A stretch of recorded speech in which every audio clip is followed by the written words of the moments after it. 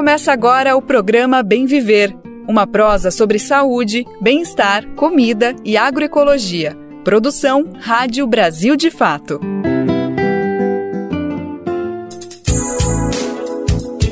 Olá, olá! Hoje é segunda-feira, 25 de novembro de 2024. Chegou o programa Bem Viver, trazendo muita informação sobre agroecologia, saúde, meio ambiente, cultura, alimentação e povos tradicionais. Mas a gente também abre um espacinho para outros assuntos que estão sacudindo o noticiário no Brasil e no mundo. Hoje é comigo, Rodrigo Gomes. Bora nessa conferir os destaques do dia? Conciliação sobre o marco temporal no Supremo Tribunal Federal, criticada pelos povos indígenas, é adiada para 2025. Encontro do G20 no Rio de Janeiro chega ao fim e nossa reportagem traz um balanço do que de mais importante houve no evento. Escala 6x1, juíza do trabalho Lúcia Rodrigues de Matos fala sobre os impactos positivos que o fim dessa carga de trabalho pode ter na vida dos trabalhadores.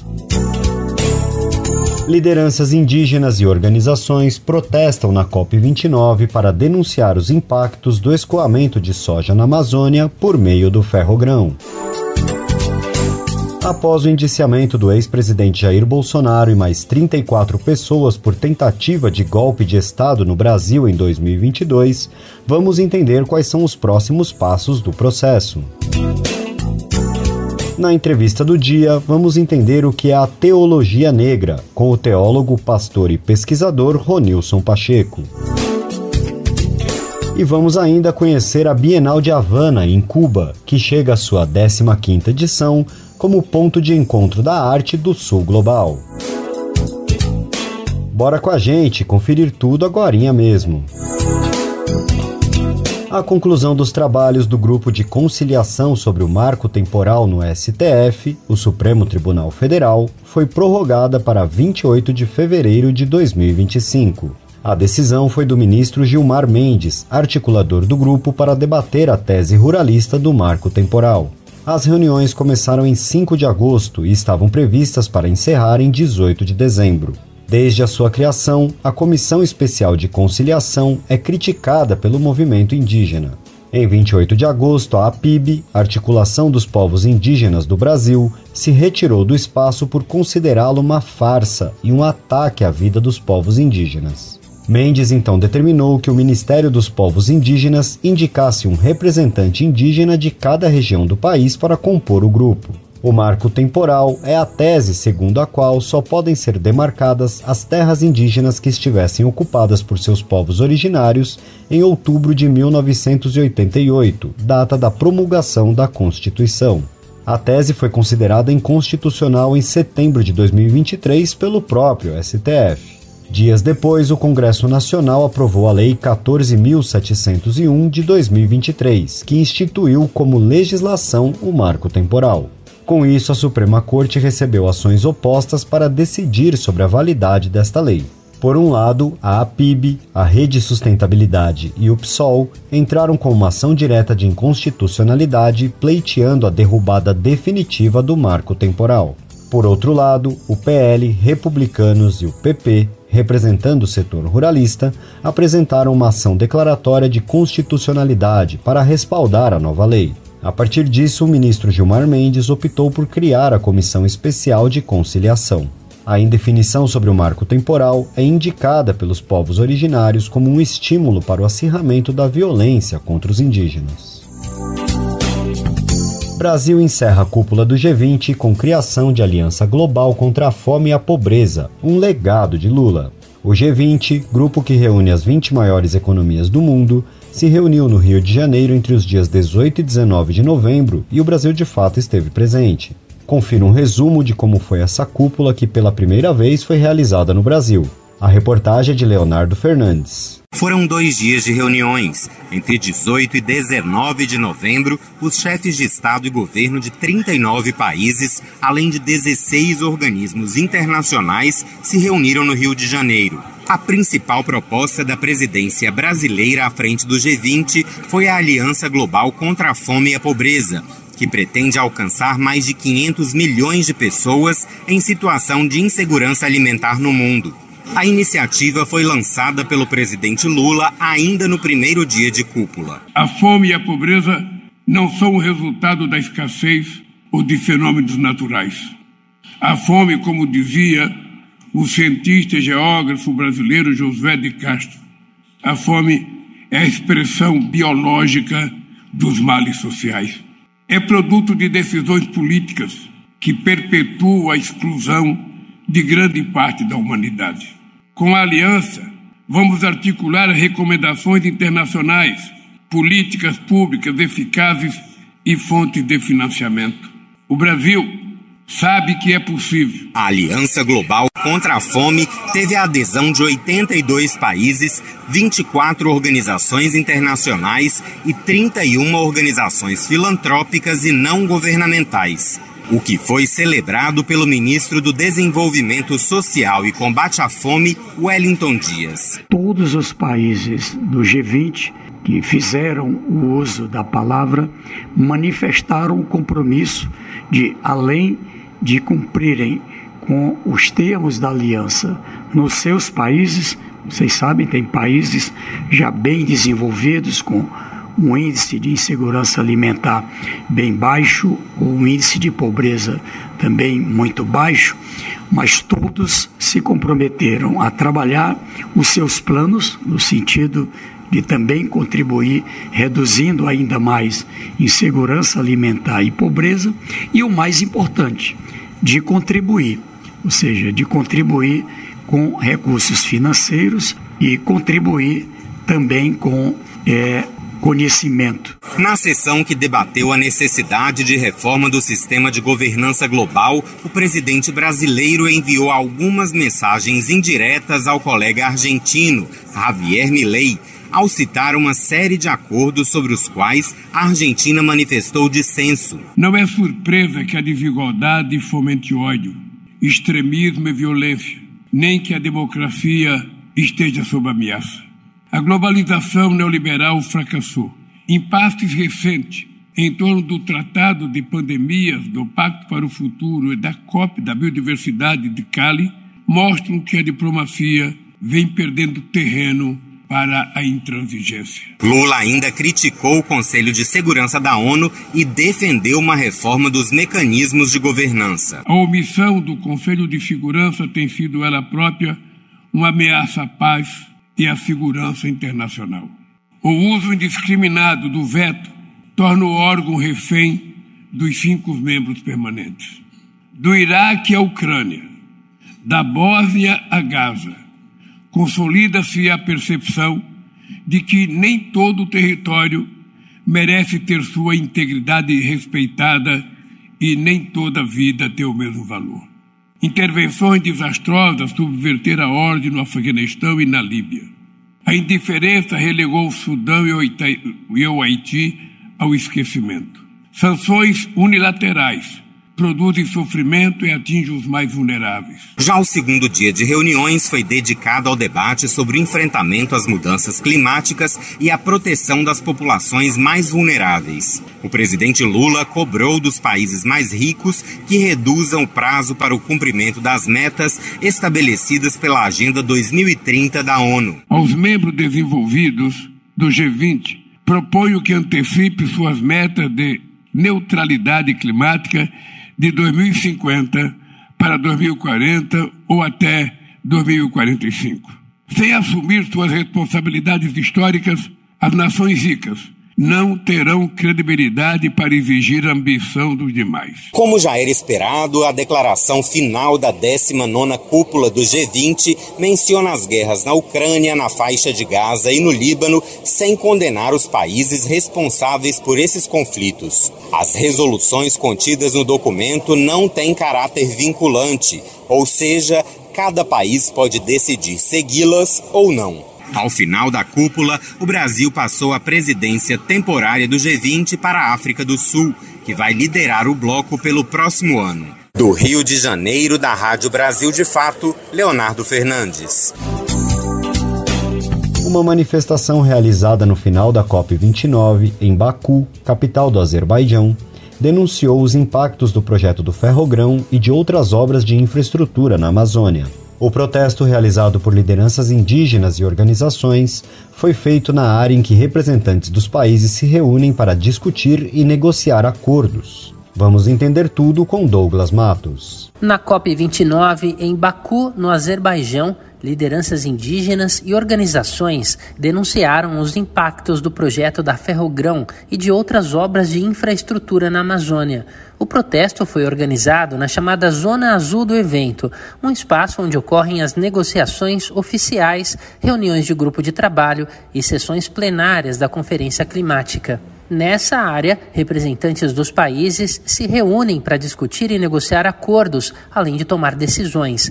A Ferrogrão, ferrovia de 933 quilômetros, destinada ao escoamento de soja e milho, está prevista para ser construída entre os municípios de Sinop, no Mato Grosso, e Itaituba, no Pará. O trajeto passa por áreas protegidas, como o território dos indígenas Munduruku, integrando um sistema de transportes de grãos. A logística envolve portos instalados nos municípios de Itaituba e Santarém e a rodovia BR-163, onde há um intenso fluxo de caminhões no trecho entre Mato Grosso e Pará. Na manifestação, que atenta para os riscos socioambientais desses empreendimentos, Alessandra Corap, uma liderança indígena do povo Munduruku, foi a voz principal do ato.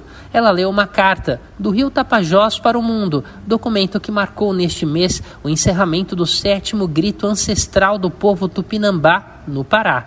Na carta, o rio ganha voz para fazer uma denúncia sobre os impactos das obras de escoamento de soja na Amazônia. Um dos trechos do documento destaca que, na Praia do Mangue, por exemplo, uma das muitas aldeias Munduruku, o pó de soja infesta o ar e suja as águas.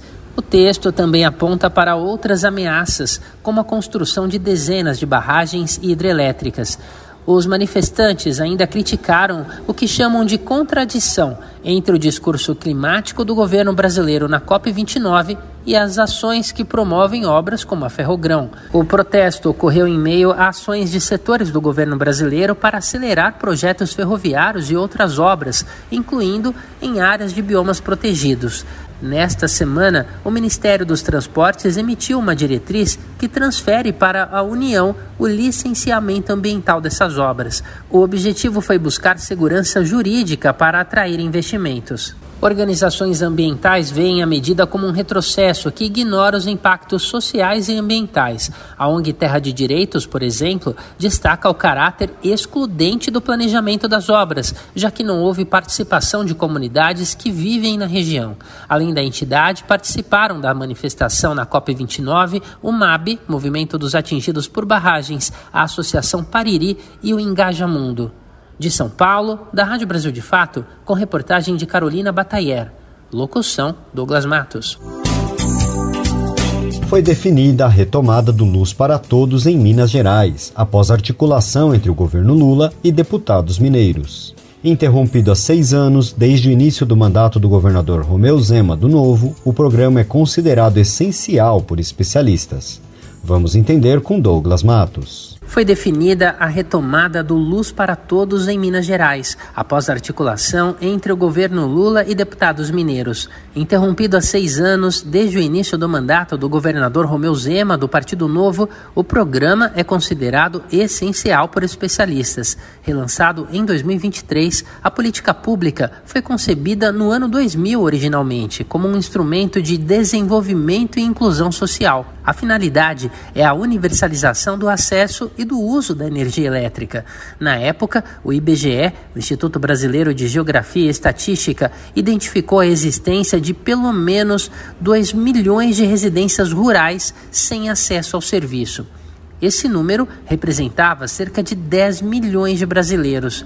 Agora, na retomada, o programa busca melhorias e inovações, a fim de responder aos desafios para o atendimento da população rural. No caso de Minas Gerais, o programa é ainda mais relevante, dada a extensão territorial do estado e a ampla população rural ainda sem acesso à energia.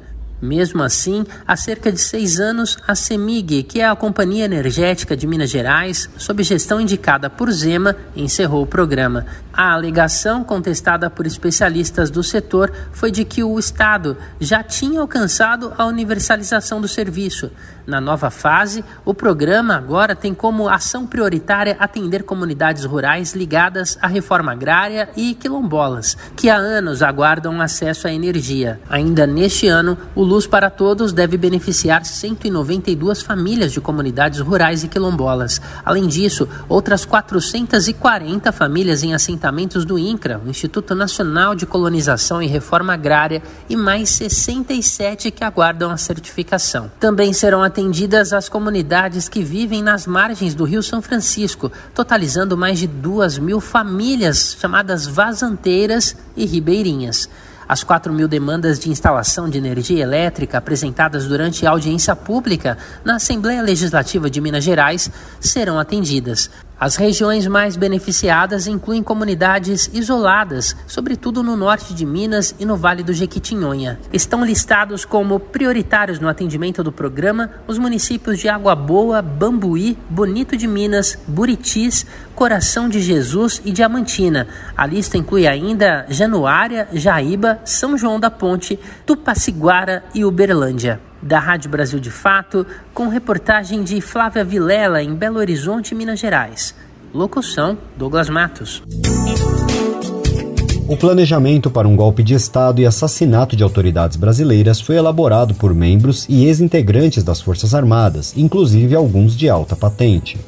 Esse quadro, para Jorge Rodrigues, analista político e pesquisador do Instituto Tricontinental, faz com que seja impossível eximir a instituição de responsabilidade sobre os fatos apurados. Em entrevista ao Jornal Central do Brasil de Fato, ele destacou 2 pontos principais que evitaram a consumação do golpe. Tem 2 elementos que eu acho relevante a gente tratar aqui. Um é a postura do alto comando, outra é o fato de que, à época, o presidente dos Estados Unidos era o Joe Biden, do Partido Democrata.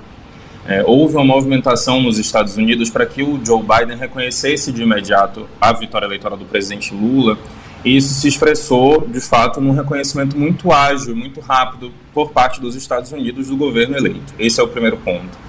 O segundo ponto, sobre o alto comando, exige que a gente se pergunte se houve, de fato, uma dissidência e o porquê dessa dissidência. Existe uma tentativa de fazer uma divisão muito conveniente para as Forças Armadas entre militares legalistas e militares golpistas ou bolsonaristas. E não me parece que isso é frutífero. Por exemplo, o que a gente está falando aqui foi da articulação de militares graduados, generais, coronéis, tenentes-coronéis, ou seja, que passaram por todo o crivo da instituição e chegaram ao topo da carreira, a maioria deles organizado, né, nas Forças Especiais, que é uma unidade de elite do Exército Brasileiro, que tentaram assassinar o presidente da República eleito, o vice-presidente da República eleito e o presidente do Supremo do TSE à época, o ministro Alexandre de Moraes. Me parece que se essas figuras passaram tanto tempo nas forças, eram figuras tão ilustres em suas respectivas áreas de atuação, não tem como eximir a instituição de responsabilidade.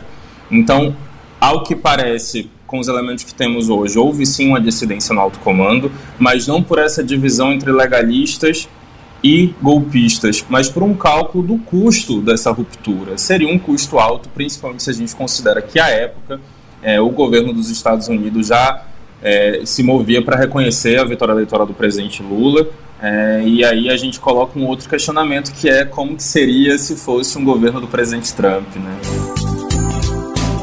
Para o pesquisador, essa é uma oportunidade do Brasil romper com os ideais golpistas entranhados nas Forças Armadas. Porém, ele avalia que isso vai ser um teste importante para as instituições brasileiras. O que pode acontecer a partir de agora é a aceitação ou não pela PGR, né, o oferecimento da denúncia pela PGR, essa é a primeira etapa, e o Supremo vai averiguar se aceita ou não a denúncia, e se aceitar, abre-se o processo. Aí a gente tem um cenário ainda no campo jurídico, que o processo pode ser a partir das condutas individualizadas, como foi no caso do 8 de janeiro, ou pode se decidir pelo julgamento em conjunto. Isso é uma decisão do campo jurídico. Mas, do ponto de vista político, o que a gente tem é um desafio para os poderes instituídos, para o presidente da República e para a democracia brasileira. Veja, quando você pergunta se nossa democracia está fortalecida ou se a gente passou muito perto de um golpe, a gente efetivamente passou muito perto de um golpe. E eu não reputo a derrocada, né, a não eficiência, a não eficácia do golpe, da tentativa de golpe, ao fortalecimento de nossas instituições. De fato funciona, o Supremo Tribunal vem funcionando, o Tribunal Superior Eleitoral vem funcionando, mas a gente está falando de uma instituição armada, por exemplo, que demonstra, no mínimo, muito pouco apreço à democracia. Esse é um desafio que a gente tem que enfrentar. Vale lembrar que em 2020 a Alemanha, ela dizimou, ela finalizou, fechou uma das companhias de sua unidade de forças especiais por conta da infiltração da ideologia nazista, né, neonazista, nessa unidade.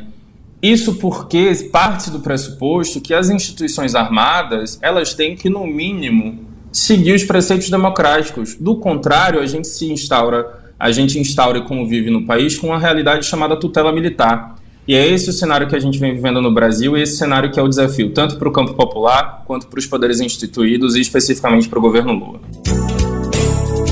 Apesar do indiciamento dos golpistas, Jorge Rodrigues avalia que o risco segue colocado com uma eventual volta da extrema-direita ao poder. Não é uma hipótese que eu descartaria, Luana. A extrema-direita no Brasil, ela tem elementos que são estruturais e que estão arraigados na história da formação do nosso país, uma história que é escravista, uma história que é machista, militarista. Então, ela tem esses elementos que são, digamos assim, muito brasileiros, mas ela também se articula internacionalmente. E as relações, especificamente de Eduardo Bolsonaro com Donald Trump, elas são conhecidas, enfim, são inclusive louvadas e alardeadas pelo filho do presidente.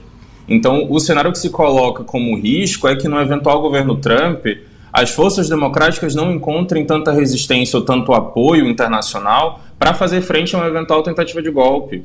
E aqui é importante que a gente não cometa os erros que a gente cometeu com a ditadura de 64 e responda juridicamente e politicamente a esses intentos golpistas.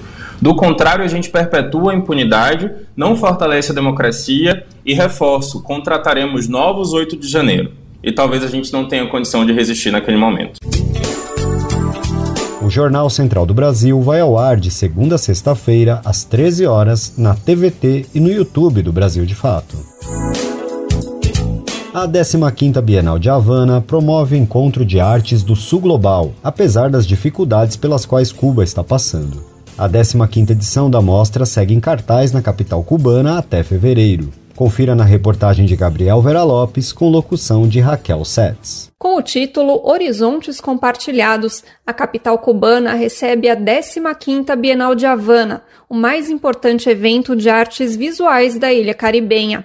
Com a participação de cerca de 400 artistas, mais da metade deles convidados internacionais, o principal objetivo da Bienal de Havana é reunir trabalhos focados em temas da América Latina e do Sul Global, em meio a uma grave crise no país que no último mês sofreu com 2 furacões. O evento quer mostrar a capacidade da arte de levar esperança às pessoas. Assim como os diversos festivais realizados na ilha, a Bienal tem uma finalidade não comercial, sob a filosofia de que o acesso à arte é um direito do povo. O caricaturista e pintor cubano Aristides Esteban Hernández Guerreiro comenta. As portas dos museus estão abertas de graça. O público vem e participa das coisas que são feitas aqui. Portanto, isso mostra que há uma vontade governamental em relação à criação artística, à promoção do melhor da arte, não apenas cubana, mas também internacional. Isso é muito interessante e tem a ver com o conteúdo político da sociedade ou com as características da sociedade cubana. Em Cuba, a Bienal tem característica de ser uma Bienal que também ocorre fora das galerias e museus tradicionais. Ela vai para as ruas, para os espaços públicos, e isso a torna parte do prazer de pessoas que não são conhecedoras de arte. Que não são conhecedores do arte. Uma das principais características da Bienal de Havana é a preponderância de artistas do Sul Global, com forte conteúdo de crítica social e política. É o que explica a escultora chilena Taina Villa-Lobos. Uma pessoa que não tenha interesse social ou político não virá aqui. Para mim, isso é muito importante. Muitas vezes, as artes visuais andam de mãos dadas com pessoas com muito dinheiro ou grandes empresas. E isso não combina com a minha perspectiva do que é arte e do que quero fazer com o meu trabalho. Foi também por isso que decidi vir e apoiar a Bienal. Sabendo que há muitas tentativas de boicote, para mim é importante fazer parte da Bienal e dizer que é um evento importante que precisa continuar. Um evento que é uma base para os povos do Sul, para os povos do Terceiro Mundo e para os artistas do Terceiro Mundo. As artes visuais estão sendo transformadas em algo que é simplesmente estético, algo agradável aos olhos. E para mim, a arte não é isso. Para mim, a arte tem que ter conteúdo, tem que me fazer pensar, refletir ou perturbar de alguma forma. E acho que Cuba faz isso. Creo que Cuba hace eso. Como outras atividades que ocorrem no país, a Bienal também sofre as consequências do bloqueio. Apesar de ser um dos eventos artísticos mais importantes da América Latina e do Caribe, ela não é coberta pela grande mídia internacional. Também existe a questão do boicote. Artistas ouvidos pela reportagem, mas que não quiseram gravar a entrevista, contaram que após aceitarem participar da Bienal de Havana, tiveram exposições nos Estados Unidos canceladas. Mesmo assim, Cuba mantém o compromisso com a cultura, um dos pilares da revolução, como aponta Aristides. Acredito que um país só pode se salvar se promover a cultura. A cultura é a única coisa que pode nos salvar e eu acho que continuamos a promovê-la, continuamos a fazer o melhor pela cultura. Apesar de tudo que pode acontecer, dos furacões e dos bloqueios que todos sabem que estamos enfrentando. De São Paulo, Raquel Setz, com reportagem de Gabriel Vera Lopes, direto de Havana, Cuba. Já ouviu falar em teologia negra? Essa é uma cosmovisão que traz a interpretação dos povos negros sobre a Bíblia. Pouco exposta nas comunidades religiosas, a teologia negra surge em contraposição ao eurocristianismo, associado com o colonialismo e a expansão marítima. Essa teologia consolidou uma interpretação da Bíblia e de seus personagens que inviabiliza a importância do povo negro e do continente africano. Essa foi a base da entrevista do repórter Igor Carvalho com o teólogo pela PUC-Rio, pastor pela Comunidade Batista em São Gonçalo e mestre em Religião e Sociedade pela Universidade de Colômbia, Ronilson Pacheco. Vamos acompanhar. Hoje nós vamos conversar com o teólogo e pesquisador do Instituto de Estudos da Religião, Ronilson Pacheco. Ronilson, muito obrigado por ter aceito o nosso convite. Obrigado, eu que agradeço.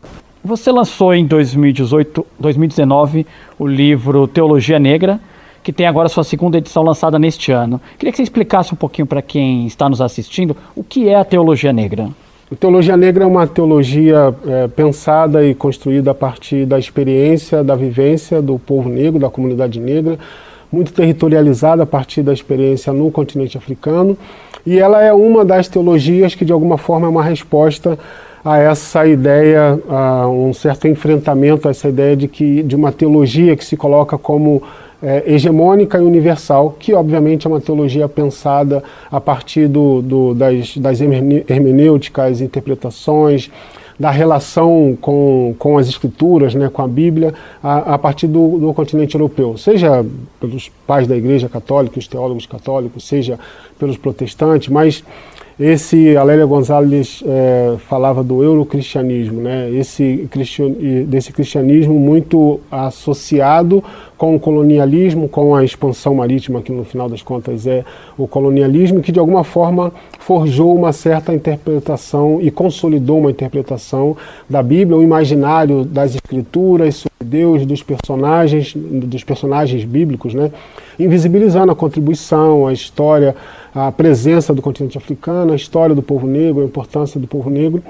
E aí a teologia negra é uma dessas teologias, a teologia feminista, a teologia indígena, a teologia mulherista, seja lá o que for, mas uma dessas teologias que está dizendo que a teologia tem contexto cultural, tem realidade humana, tem história, está vinculado com um contexto cultural de povos e trajetórias e jornadas e etc. E isso informa sobre como a teologia é. Então a teologia negra ela surge nessa perspectiva, é o povo negro dizendo que ele também tem o que dizer sobre Deus e a partir das escrituras. Legal. Com o passar do tempo, houve um processo de embranquecimento, eu vi você falando sobre isso, houve um processo de embranquecimento dos personagens da Bíblia, não? Sim. Não só de embranquecimento ou de visibilização quando eles são claramente, aqui quase como uma contradição, né, mas claramente negros. Né? Então, tem um esforço que, por um lado, ele é uma invisibilização, quer dizer, uma negação desse enraizamento, dessa presença, dessa territorialidade negra e africana, e, por um lado, tem mesmo um certo embranquecimento, quer dizer, como você faz com que personagens que são importantes, e tão significativos, e tão expressivos, com tanto protagonismo nas escrituras, eles podem ser vistos, lidos no seu imaginário como pessoas brancas, ou muito associado com, obviamente, essa territorialização europeia. E isso também não é uma coisa trivial, né? Você pode pensar, por exemplo, tem uma história, eu sempre cito, né, esse texto, tem um texto que é muito conhecido, que é quando Paulo, né, o Paulo de Tarso, que é talvez a segunda figura mais importante do Novo Testamento, depois de Jesus, obviamente, e o momento em que Paulo sai para a sua missão e ele é ordenado, né, a gente chama assim, né, na igreja, ele é enviado, autorizado por um corpo de liderança, né, de anciãos que impõem as mãos sobre ele, oram por ele e autorizam ele a fazer essa missão. E entre essa liderança, esses anciãos, está um homem que a Bíblia descreve como Simão de Níger, que é negro.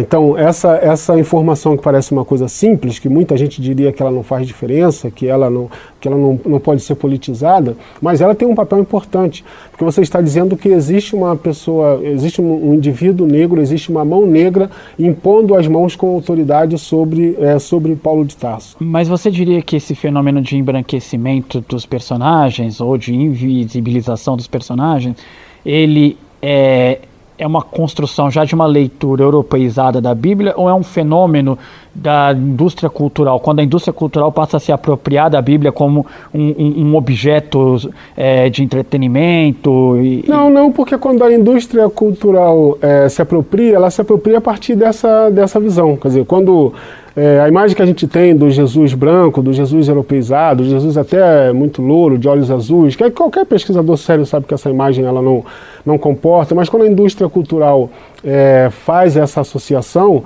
ela já faz a partir de uma interpretação que é consolidada. Quer dizer, mesmo que ele esteja mais para, sei lá, para Amarildo do que para Mel Gibson, no imaginário coletivo, essa ideia de Jesus branco é muito forte. Ou a ideia de um Jesus negro ela é muito hostilizada ou rechaçada. Então a indústria cultural ela responde à consolidação de um imaginário a partir de uma interpretação que é feita ao longo dos séculos. Né? E legal. É uma tese que forjada no meio acadêmico, que é majoritariamente progressista. Eu imagino que a recepção seja uma, mas eu queria saber como as igrejas receberam a teologia negra. No Brasil a gente tem um movimento que, por mais que tenha décadas, a gente tem aí pelo menos 2 décadas assim, bem consolidada da teologia negra, pelo menos como um tema importante, como uma teologia importante, como é a teologia da libertação, a teologia feminista e etc. Então, a gente tem um movimento de muitas idas e vindas, né, com relação à teologia negra. Muita gente não conhece a teologia negra, uma das razões de não conhecer é porque existe uma resistência mesmo, né? Tem uma resistência nos seminários, nos grandes seminários, obviamente, né? Tem uma resistência em grande parte das igrejas, quer dizer, diferente da experiência dos Estados Unidos, onde tem consolidado uma igreja negra, o Brasil não tem uma igreja negra nesse sentido, né? Politicamente pensando, sociopoliticamente. O Brasil tem pessoas negras na igreja. Né? E muitas são a maioria, inclusive. São a maioria, pentecostais e negras. Mas para essas pessoas não chega a ideia de uma teologia negra. Então tem um acolhimento que ele é ele tem vários movimentos, né? Tem um desconforto no sentido de que muitas lideranças evangélicas, brancas quase sempre, acusam a teologia negra dela ser divisionista, né? De que ela divide a igreja, de que ela, na verdade, ela reforça a questão racial. E tem igrejas que não querem nem ouvir falar de teologia negra, porque acham que teologia negra, teologia não tem cor, teologia é só uma, aquela teologia universal com a qual eu falei com você. Agora, tem um movimento interessante, inclusive com cada vez mais jovens se aproximando, se redescobrindo o negro, e nessa de redescoberta, né, de que ele é evangélico, mas é jovem e negro, a teologia negra está aparecendo como uma alternativa e como uma ciência importante, né, como uma teologia importante, como uma forma de ler a Bíblia muito importante. Existe um interesse de identificar os personagens africanos na Bíblia a partir disso. Nilson, nós saímos recentemente de uma eleição aqui no Brasil em que o PT, após uma derrota nacional, passou a discutir a sua proximidade, a sua capacidade de diálogo com as igrejas evangélicas, com os evangélicos e com a periferia de uma forma geral, mas especificamente com essa periferia que hoje majoritariamente é evangélica. Durante muito tempo o PT dominou correntes da igreja católica no Brasil, tem até hoje, embora esteja perdendo espaço, mas tem até hoje um diálogo dentro da igreja católica, com lideranças da igreja católica, mas perdeu esse espaço com os evangélicos. Não é nem que perdeu, não consegue entrar nas igrejas evangélicas. Há uma rejeição ao partido, à esquerda, às ideias de esquerda. Você consegue entender, explicar, justificar esse fenômeno? Esse fenômeno tem vários fatores importantes, mas eu acho que um deles, que não dá para ser pensado como um erro pontual da eleição, eu acho que é um erro um pouco ao longo da história, um erro histórico de uma certa resistência, hostilidade ou preconceito, ou uma visão estigmatizada de uma parte significativa do campo progressista, né, o campo progressista médio, né, acadêmico, intelectual e sudestino e etc., com relação ao lugar da religião, de uma maneira geral, né, e sua inserção na política, sua capacidade como um articulador político importante, e com os evangélicos em especial e com os pentecostais mais em especial ainda, né, porque quando a gente está falando dos evangélicos e os evangélicos nas periferias, a gente está falando majoritariamente desse campo, desse universo pentecostal, né. Então tem uma visão hostil, um certo preconceito, certo alijamento desse segmento da sua participação na construção propositiva, né, de democracia, de política social, de pensar politicamente, de pensar no sentido de pensar alternativas políticas e etc., da sua participação, de seu protagonismo político, tem uma certa resistência, quer dizer, a religião e o evangélico pentecostal em especial entra um pouco nesse lugar de um certo exotismo, sabe? Eu gosto muito dessa ilustração, que é um pouco olhar para a periferia, em especial para os pentecostais, e é como se fossem pessoas que estivessem lá com a cabeça vazia, que seria ocupada por quem chegar primeiro. Então, se a esquerda chegasse primeiro, com um bom discurso, uma boa narrativa, ela levaria esse público. Se a direita chegasse, como chega, com um bom discurso, uma boa estratégia, ela levaria. E esse público em si mesmo? Esse público em si mesmo, ele não pensa nada, ele está lá e ele quer ser atendido. Então, a ideia, por exemplo, que mesmo em campos mais progressistas, que têm repensado a sua posição com relação aos evangélicos, a persistente ideia dessa relação quase que automática entre evangélicos, pentecostais, periféricos e ausência do Estado, quer dizer, as pessoas são evangélicas, são pentecostais, estão ali na igreja, se envolvem com a igreja porque o Estado não é presente, não tem assistência social, não tem presença do Estado, o que é uma insistência, né, dos pesquisadores, das pessoas que estão olhando para esse fenômeno, e para aqueles que também são, que é o meu caso, né, a gente brinca dessa dupla pertença, né, que ao mesmo tempo está na pesquisa também, evangélico também, o que evidentemente não é verdade. As pessoas se aproximam da igreja por muitas outras razões, né?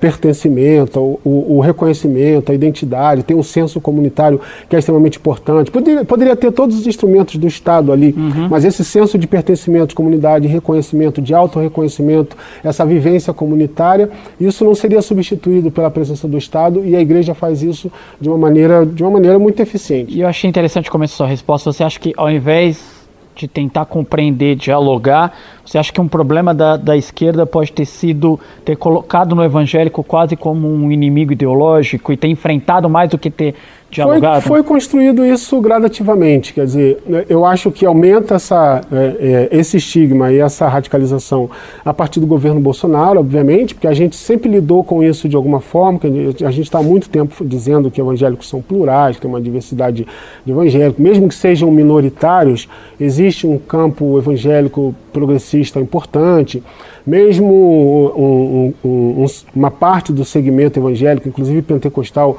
que não reconhece a si mesma como progressista, mas não são pessoas hostis às agendas de direitos humanos e da democracia, tem as suas convicções, ainda que de uma certa forma conservadora em muitos aspectos, mas respeitando os limites de que essa visão conservadora diz respeito à sua visão de mundo, à sua interpretação bíblica, que não se impõe a outras pessoas. Quer dizer, a gente sempre lidou com isso, e pessoas que não são apenas evangélicas, elas são atravessadas por dilemas que atravessam qualquer pessoa na sociedade. Tem a ver com emprego, tem a ver com segurança, tem a ver com oportunidade, tem a ver com trabalho, tudo isso junto. E aí, é claro, no contexto, né, que está na esteira ali de 2014, 2016, até a chegada de Bolsonaro, você tem um processo de radicalização de Bolsonaro e o bolsonarismo que vai radicalizando a igreja, né, que vai politizando a igreja de uma maneira fundamentalista, cada vez mais radical, cada vez mais aprofundada. E aí, ao invés de haver uma disputa por esse segmento evangélico, de alguma forma, os seus interesses, sua visão de mundo, como isso pode contribuir para a democracia de alguma forma, suas experiências locais, que está para além do que as lideranças megalomaníacas têm como intenção, como projeto de poder, as pessoas que estão ali na vivência do dia a dia, ao invés de fazer a disputa desse segmento a partir dessa contribuição e desse lugar, tem uma associação automática entre ser evangélico e ser ultraconservador e ser apoiador de fundamentalistas, de intolerantes religiosos, racistas religiosos e etc. Que eu acho que esse equívoco, essa visão, essa hostilidade se aprofundou e não vai ser superado de uma eleição para outra de uma maneira rápida. Para a gente encerrar esse primeiro bloco, nós temos esses pastores das grandes denominações que hoje majoritariamente estão ligados à extrema-direita. Você acha que o caminho para a esquerda passar a dialogar com as igrejas evangélicas são as denominações menores que formam a grande massa de igrejas evangélicas no Brasil, né? O caminho é mais pela base, essas denominações menores nasce todo dia, fundo de casa, garagem, sim, todo dia nasce... Sim, com certeza, né? Isso é algo que é dito, né, pela gente, pesquisadores e pessoas que estão no campo já há bastante tempo. Isso é uma coisa até que, em certa medida, uma parte da esquerda, inclusive uma parte próxima ao presidente, né, do campo mais antigo do PT, que atravessou essa relação do PT com católicos e evangélicos populares, a Benedita veio dessa história e tal. Que de alguma maneira isso reconhece, e Bolsonaro ajudou a ter de reconhecer isso, que existe um gap também entre as grandes lideranças fundamentalistas que reivindicam para si uma representação evangélica, que eu chamo de representação evangélica imaginária. Ela depende disso, esses caras dependem disso, a bancada evangélica depende disso, depende de fazer a sociedade, o poder, a mídia, o Brasil acreditar que eles falam pelos evangélicos. Então eles disputam essa identidade e essa representação. E o que a gente está dizendo há muito tempo é que existe também um gap entre as grandes lideranças e as pessoas a partir do seu dia a dia. Porque elas também negociam muito a partir do seu dia a dia, a partir da sua realidade. Então durante muito tempo a ideia foi: resolve com as grandes lideranças e eles vão te entregar milhões de eleitores que são os membros das suas igrejas, né? E a experiência com o Bolsonaro e a experiência desse processo de radicalização tem colocado essa perspectiva contra a parede, no sentido de que esses caras não são fiéis a nenhum tipo de acordo, eles não podem te garantir 100% o voto de ninguém, porque as pessoas decidem a partir da sua realidade, a partir da sua história. E eu acho que, para fechar, eu acho que todo aquele contexto da resistência, do rechaço ao PL do estupro, eu acho que mostra isso de alguma forma.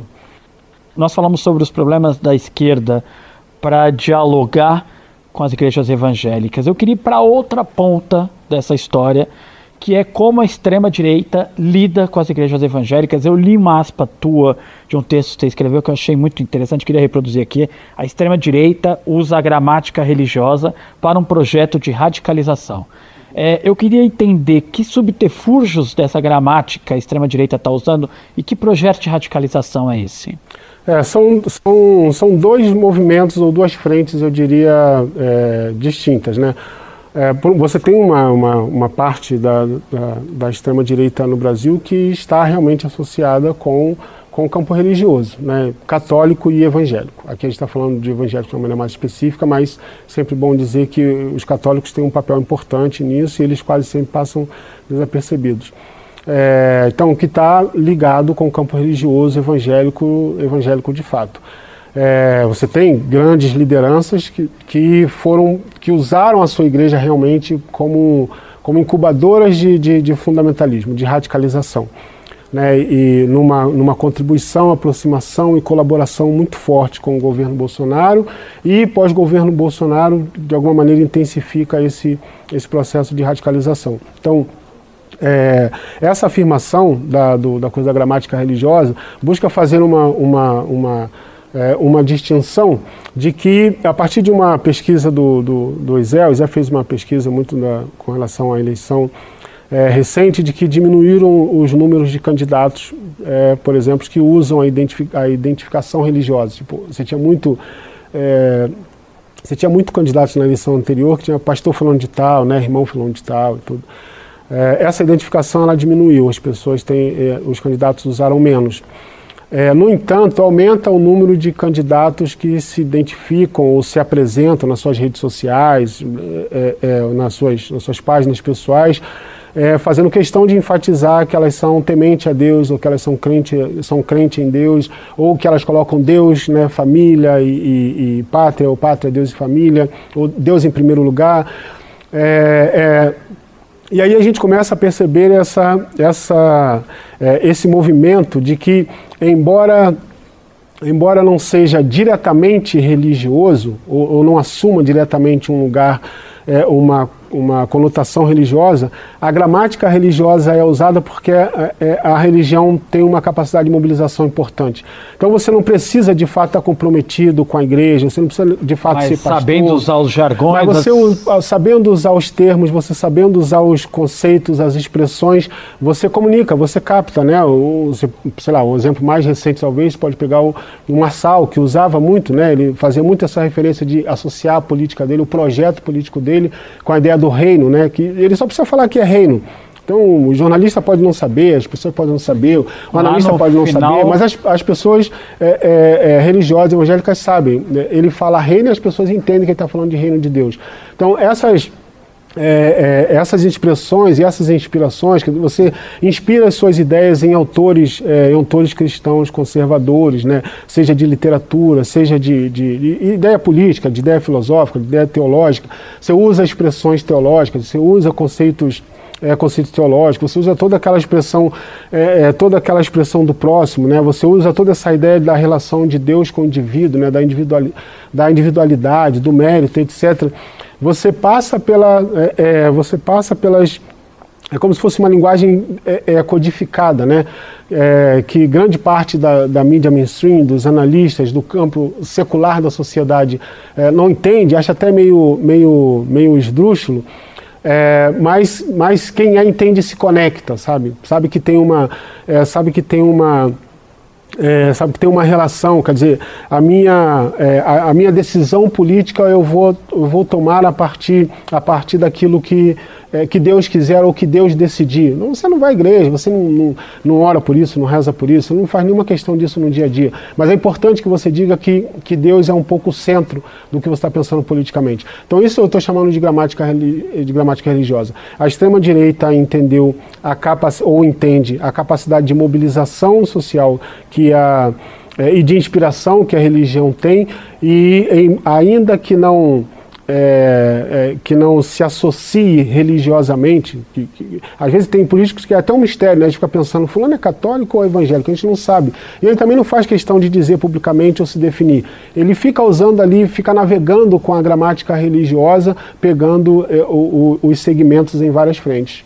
Agora, tem uma característica também que me parece associada à extrema-direita que está dentro da igreja, ou que pelo menos simula essa relação, que é o nacionalismo, né? O uso da bandeira, dos símbolos da pátria e tal. Em que momento essa chave virou? Porque não me parece ser uma característica de muito tempo, né? Com esse nível de profundidade, quer dizer, uma experiência de uma tentativa prática de imposição ou de experimentar o nacionalismo cristão no Brasil, ela está muito associada com o governo Bolsonaro. Como foi a experiência, né, de Trump em 2016, quando emerge o nacionalismo cristão nos Estados Unidos. E a ideia é basicamente essa, né, como é um certo enquadramento cultural, né, e político que imagina, que pensa, que tenta construir o país e a sociedade, né, a identidade do país, a identidade social do país a partir de uma convicção religiosa cristã, nesse caso cristã conservadora. Quer dizer, você não precisa, não é um governo teocrático, você não está falando de presidentes pastores, não está falando de ministros da Suprema Corte pastores, embora a gente hoje tenha, mas está falando de um projeto de como essa visão cristã conservadora, né, a partir dessa perspectiva desse Deus ultraconservador, ela deve ser o orientador da sociedade. Você pode ter uma sociedade diversa, você pode ter liberdade religiosa, você pode reconhecer que outras religiões têm o seu lugar e têm o seu papel na sociedade, mas o que orienta a sociedade no seu sentido formal, legal, sistêmico, etc., é essa perspectiva cristã conservadora. E, de alguma forma, o governo Bolsonaro tentou experimentar isso de uma maneira, né, muito prática, porque é uma experiência que está inserida dentro do governo, né? Acho que é a primeira vez na história, e única, e eu espero que tenha sido realmente a única, em que essa perspectiva realmente orienta projeto de governo, né? De maneira que até as relações diplomáticas eram relações diplomáticas pensadas a partir da identificação com essa mesma visão política religiosa ultraconservadora e fundamentalista, né? As conexões internacionais que faz, os tratados que assina, uma certa hostilidade a instituições multilaterais importantes, como ONU, OMS, sei lá, Unicef, o que for, a OMS que sofreu tanto, né, de ataques nesse sentido, o OEA, a hostilidade desses movimentos multilaterais, que são vistos como laicos e como descompromissados, com uma perspectiva cristã, que estão pensando muito globalmente, com uma certa influência, né, não cristã conservadora, para se associar com tratados meio que marginais que estão meio que escrevendo na mesma cartilha. Então, a gente teve essa experiência que não necessariamente ela desaparece. É sempre bom dizer que isso não é um projeto religioso, né? O nacionalismo cristão é um projeto político. O nacionalismo cristão é uma ideologia de extrema-direita. De fora, né, para dentro da igreja. Exatamente. Quer dizer, não é política como religião. É a religião realmente usada como política, né?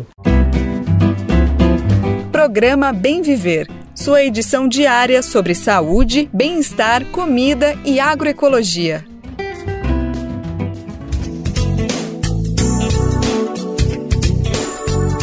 E o nosso repórter Daniel Lamir acompanhou o 10º encontro da Econasa, diretamente de Piranhas, no estado de Alagoas.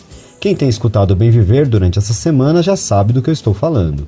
Mas para quem está pegando a história agora, cabe uma explicação. O Enconasa é o Encontro Nacional de Articulação do Semiárido Brasileiro. A ideia é fortalecer e avançar nas políticas de convivência com a região semiárida, juntando agricultores e agricultoras que vivem nesse território. Também participam lideranças de redes e movimentos, técnicos e técnicas, gestores públicos e outros perfis sociais. A nossa reportagem acompanhou o último dia de evento e traz para nós um balanço das atividades. Conta para nós, Daniel. Fala, Rodrigo. Olá, quem está aqui com a gente acompanhando o Bem Viver. E a 10ª edição do Enconasa, o Encontro Nacional da Articulação Semiárido, foi concluída na sexta-feira. Foram 5 dias de atividades da programação às margens do Rio São Francisco, entre Alagoas e Sergipe. O território até passou a ser chamado de Alagipe, como uma referência, no caso, à junção dos dois estados. Ao todo foram cerca de 500 pessoas que participaram do encontro, sendo 70% desse público formado por agricultores e agricultoras. As atividades nesses 5 dias foram distribuídas em plenárias, visitas a experiências em campo, mesas, anúncio de programas, intercâmbio com outros países, debates e feiras.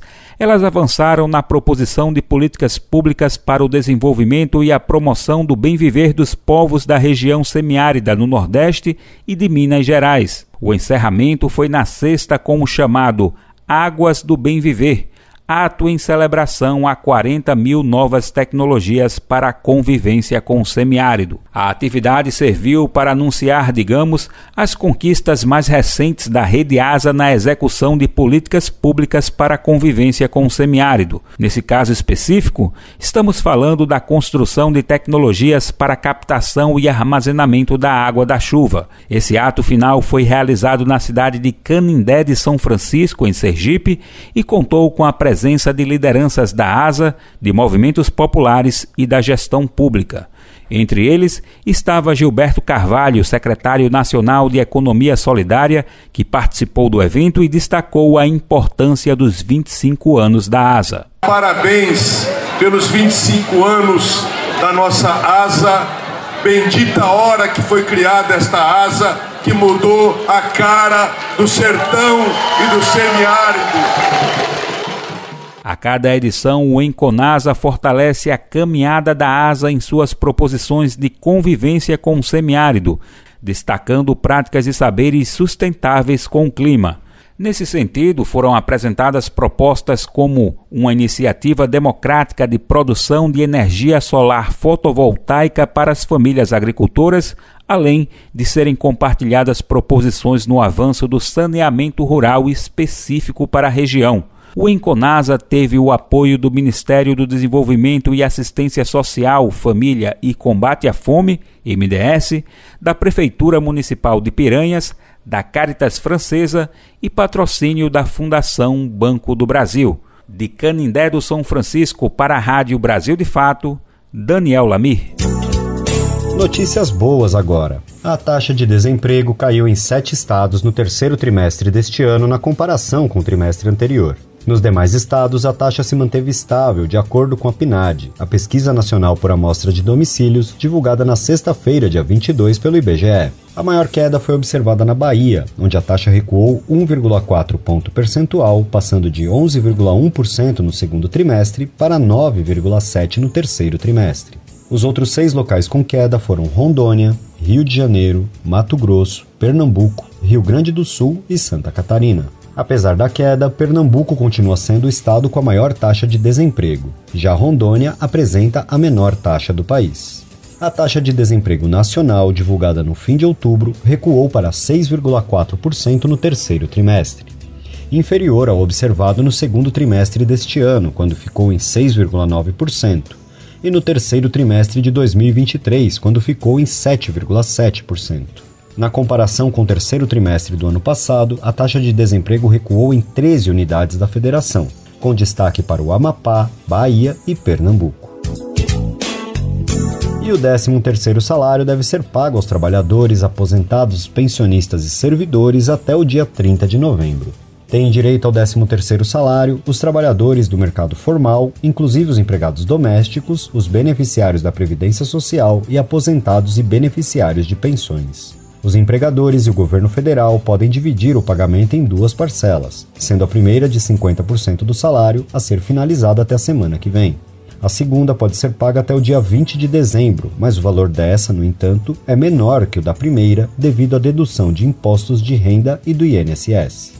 Se o prazo para o pagamento do 13º salário cair em domingo ou feriado, o empregador deve antecipar o depósito para evitar multas. O benefício também deve ser pago caso o trabalhador tenha deixado o emprego antes de dezembro, exceto em caso de demissão por justa causa. Além disso, o trabalhador que acumular mais de 15 faltas não justificadas em um mês pode ter uma fração proporcional do 13º descontada. E a edição do Bem Viver de hoje, dessa sexta-feira, fica por aqui. Mas você pode nos ouvir na Rádio Brasil Atual, em 98,9 FM, na Grande São Paulo, ou no site radiobrasildefato.com.br. O programa vai ao ar em diversas rádios pelo país.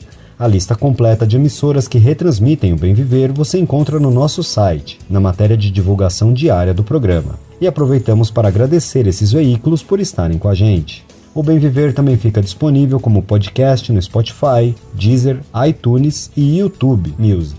A apresentação e o roteiro do programa de hoje foi comigo, Rodrigo Gomes. Também colaborei na produção junto do time formado por Lucas Weber, Camila Guiar e Douglas Matos. Os trabalhos técnicos são de Lua Gattinoni, Adilson Oliveira e André Paroche. Coordenação de Rádio e TV é de Monize Ravena.